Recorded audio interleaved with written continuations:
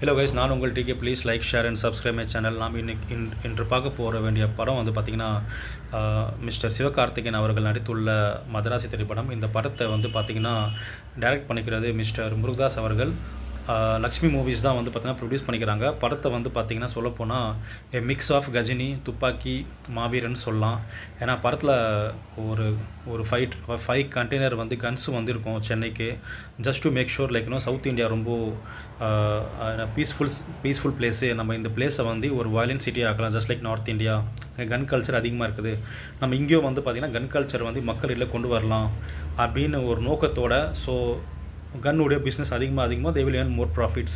அந்த ஒரு நோக்கத்தோடு தான் வந்து பார்த்திங்கன்னா அந்த 5 கண்டெய்னர் வரும். சரிங்களா? அந்த கண்டெய்னர் வந்து அவங்க எப்படி தடுக்கிறாங்க, பிடிக்கிறாங்க, அதான் படத்துடைய மெயின் ப்ளாட்டே. இதில் கொஞ்சம் ரொமான்ஸு அது இதுன்னு கொண்டு வந்து படத்தை மொக்க பண்ணிட்டாங்க சார். சரிங்களா? அதர்வைஸ் அந்த கன்று நம்ம வந்து ட்ராக் பண்ணுவோம், அந்த கன்று இப்போ எப்படி க்ளோஸ் பண்ணுவோம், அந்த சீன்ஸ் எல்லாம் வந்து படத்தில் சூப்பராக இருக்கும். ஸோ ஃபஸ்ட்டு ஒரு 10 மினிட்ஸ் படத்தை வந்து ரொம்ப ப்ளஸ் பாயிண்ட்டு. அந்த ஒரு கதையை வந்து அவங்க பிஃபோர் ஹேண்டாக சொல்லும்போது அது பெர்ஃபெக்டாக இருக்கும். அங்கே நம்ம வந்து ஜஸ்ட் ஒரு 2 செகண்ட்ஸுக்கு வந்து பார்த்திங்கன்னா வித்யுத் ஜமாலுடைய அந்த கிளிம்ஸை பார்ப்போம், ஃபைட்டிங் பார்ப்போம், அது சூப்பராக இருக்கும். செகண்ட் வந்து பிஃபோர் இன்டர்வல் அந்த சீன் வந்து உங்களுக்கு தாறுமாறாக இருக்கும் உங்களுக்கு. அதுக்கப்புறம் வந்து பார்த்திங்கன்னா லவ் சீன்ஸ் ஒர்க் அவுட் ஆகாது. பிஜு மேனன் இவங்க பேசுகிற, சிவகார்த்திகேயன் பேசுகிற சீன்ஸும் ஒர்க் ஆகாது.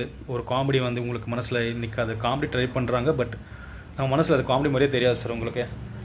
ஸோ திருப்பியும் கிளைமேக்ஸில் வந்து பார்த்திங்கன்னா மிஸ்டர் வித்யுத் ஜமால் வந்து அந்த என்ஐஏ பிளேஸ்லேருந்து எப்படி வந்து அவர் தப்பிப்பார் பார்த்தீங்களா?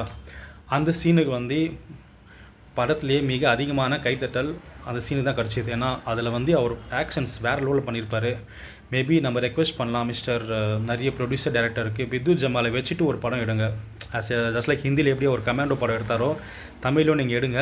ஸோ எடுக்கும்போது என்ன ஆகும்னா உங்களுக்கு வந்து பார்த்திங்கன்னா கன்ஃபார்மாக வந்து பார்த்திங்கன்னா ஒரு ஆக்ஷன் ஸ்டாராக உருவாகிறதுக்கு நிறைய சான்சஸ் இருக்குது. அதுக்கப்புறம் வந்து பார்த்திங்கன்னு வச்சுக்கோங்களேன், நீங்கள் வந்து பார்த்திங்கன்னா கிளைமேக்ஸில் வந்து பார்த்திங்கன்னா கொஞ்சம் துப்பாக்கி சீனை திருடிக்கிறாங்க. சரிங்களா? So it's a mixture of வந்து பார்த்திங்கன்னா கஜினி, துப்பாக்கி அண்ட் மாவீரன். சரிங்களா? படத்தில் வந்து ஒரு mental character, delusion because of அந்த ஃபேமிலி ட்ராஜடி, அதெல்லாம் கனெக்ட் ஆகலை எந்த பிளேஸ்லேயும். ப்ளஸ் வந்து பார்த்திங்கன்னா இவங்க லவ் சீன்ஸும் கனெக்ட் ஆகலை.